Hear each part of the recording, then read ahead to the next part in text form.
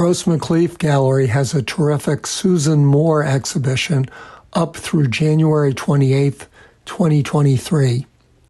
Susan was a few months younger than me and sadly passed away last September at the age of 69.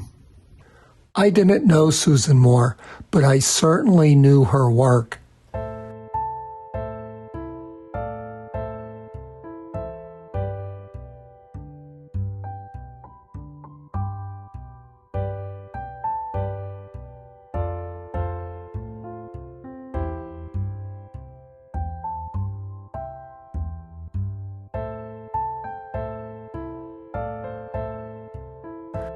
Her subjects were the human face, mostly women, and sometimes figures, often seen from the back.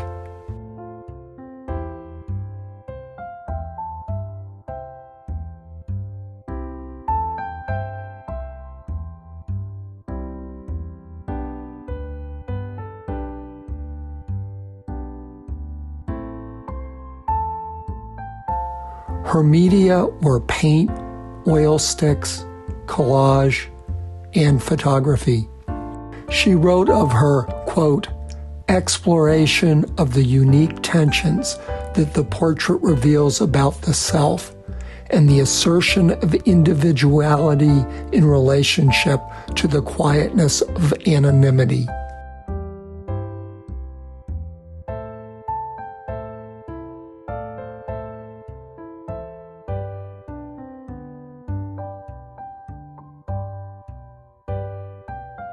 She studied art at the University of Indiana in Bloomington, the University of California at Davis, and Yale. She had dozens of one-person shows over the course of her career. In Philadelphia, she exhibited at the Moore Gallery and the Laux Gallery before Gross McCleaf.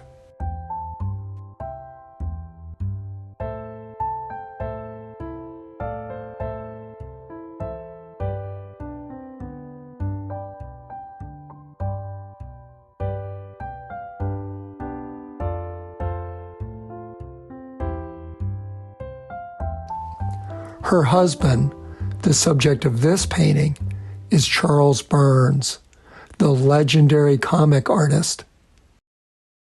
Talk about an art power couple. Susan taught for 3 years at Washington University, but most of her academic career was at Tyler School of Art, both in Philadelphia and Rome. She cared deeply about her students. In her Philadelphia Inquirer obituary, one former student said, quote, I looked up to her as an example for what it meant to be a strong artist, teacher, and mother all at once. The same article also pointed out that she was a very good squash player and routinely kicked Senator Arlen Specter's ass on the squash court, although they didn't put it that way. The Gross McCleaf show is comprised of 3 decades of Susan's work. Back in 1990, the Philadelphia Museum of Art included her in a big survey of regional art. Her piece shows her interest in the Italian frescoes that she saw while teaching in Rome. Susan's female protagonists exude strength.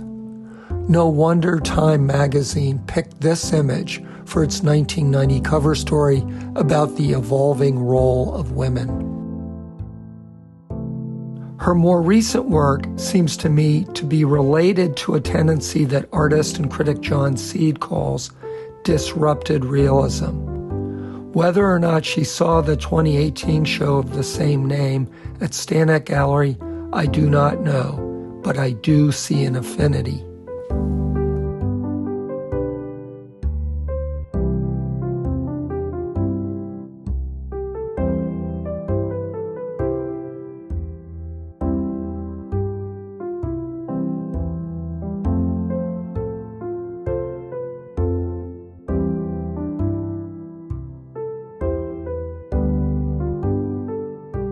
I always love the beauty, color, use of light, and texture of her artworks. For me, the abraded surfaces of Susan's paintings are a metaphor for the struggles her subjects have endured. But the beauty abides beneath the struggle.